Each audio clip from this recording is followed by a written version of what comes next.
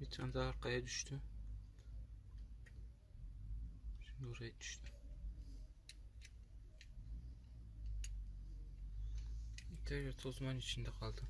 Benim oğlum mu?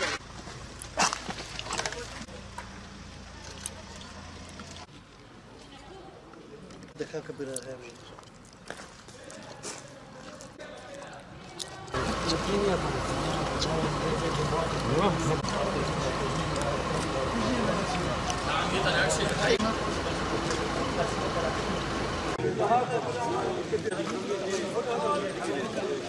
her yıkamak lazım.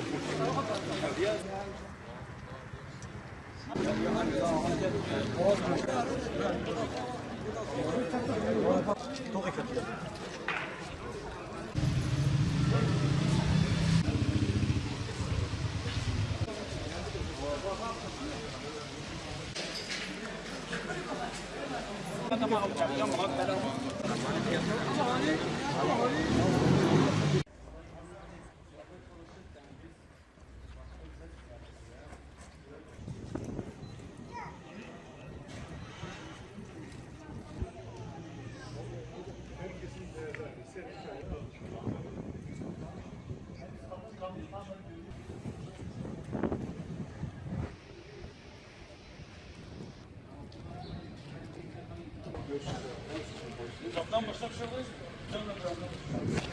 Tek bir şey kullandım. Onu da tek bir.